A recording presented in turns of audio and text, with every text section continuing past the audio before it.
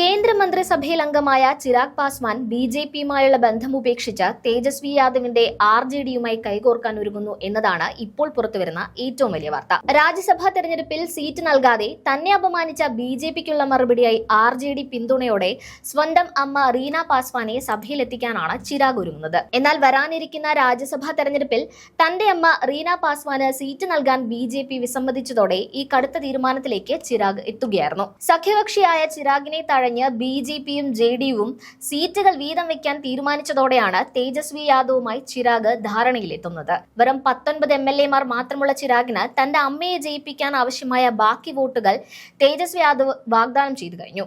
ഭരണപക്ഷ പാളയത്തെ ഞെട്ടിച്ചുകൊണ്ട് ചിരാഗ് നടത്തുന്ന ഈ കൂടുമാറ്റം ഒരു പുതിയ രാഷ്ട്രീയ യുദ്ധത്തിനാണ് തുടക്കമിട്ടിരിക്കുന്നത്. ഈ രാഷ്ട്രീയ പകയ്ക്ക് പിന്നിൽ കൃത്യമായ ഒരു പ്ലാനിംഗ് ഉണ്ടെന്നാണ് രാഷ്ട്രീയ നിരീക്ഷകർ വിലയിരുത്തുന്നത്. പുറമെയെല്ലാം ശാന്തമെന്ന് തോന്നിപ്പിക്കുമ്പോഴും മോദിയുടെ പാളയത്തിൽ ഇപ്പോൾ പുകയുന്നത് വൻ പൊട്ടിത്തെറികളാണ്. ചിരാഗ് പാസ്വാൻ ഉന്നത നേതൃത്വവുമായി നേരിട്ടുള്ള യുദ്ധം പ്രഖ്യാപിച്ചു കഴിഞ്ഞു. തന്നെയും തന്റെ പ്രസ്ഥാനത്തെയും വിഴുങ്ങാൻ നോക്കുന്നവർക്ക് വരാനിരിക്കുന്ന തെരഞ്ഞെടുപ്പിലൂടെ ചുട്ട മറുപടി നൽകാനാണ് ചിരാഗിന്റെ തീരുമാനം. ഇതിനായി തന്റെ പഴയ ശത്രുവായ തേജസ്വി യാദവുമായി ഒന്നിക്കാനാണ് ചിരാഗ് തീരുമാനിച്ചിരിക്കുന്നത്. സ്വന്തം അമ്മയെ സഭയിലെത്തിക്കാനുള്ള ചിരാഗിന്റെ ആഗ്രഹത്തിന് മേൽ ഭരണ നേതൃത്വം ബോധപൂർവം കരുനീഴൽ വീഴ്ത്തിയതോടെയാണ് പ്രശ്നങ്ങൾ വഷളായത്. വിശ്വസ്തനായ സഖ്യകക്ഷിയായിട്ടും അർഹമായ ഒരു സീറ്റ് ചിരാഗിന് നൽകാൻ വലിയ കക്ഷികൾ തയ്യാറായിരുന്നില്ല.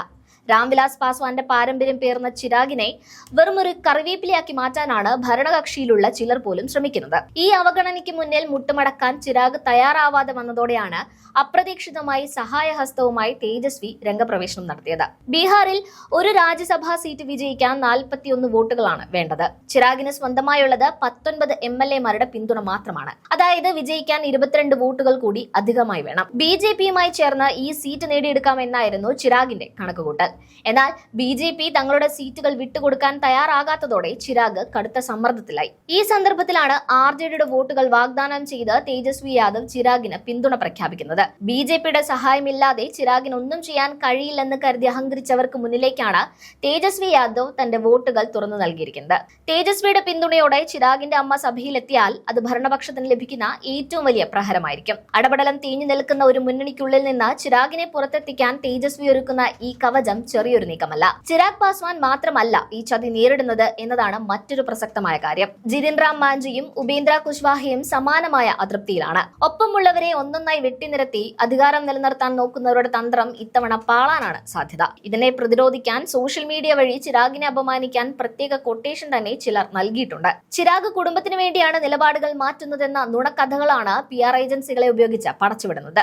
ചിരാഗിന്റെ ഫോട്ടോകൾ വെച്ച് മോശമായ രീതിയിലുള്ള പ്രചാരണങ്ങളാണ് സൈബർ ഇടങ്ങളിൽ നടക്കുന്നത്.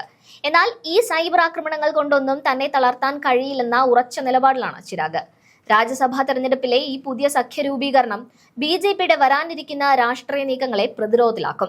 സ്വന്തം സഖ്യകക്ഷികളെ വിശ്വാസത്തിലെടുക്കാൻ കഴിയാത്തത് ബിജെപിയുടെ തന്ത്രപരമായ പരാജയമായാണ് വിലയിരുത്തപ്പെടുന്നത്. തേജസ്വി യാദവിന്റെ പിന്തുണയോടെ ചിരാഗിന്റെ അമ്മ റീന പാസ്വാൻ രാജ്യസഭയിലെത്തിയാൽ അത് NDAയുടെ പതനത്തിന്റെ തുടക്കമാകും. വരും ദിവസങ്ങളിൽ ചിരാഗ് പാസ്വാൻ ഔദ്യോഗികമായി സഖ്യം വിടുമെന്ന പ്രഖ്യാപനം ഉണ്ടാകുമെന്നാണ് രാഷ്ട്രീയ വൃത്തങ്ങൾ നൽകുന്ന സൂചന.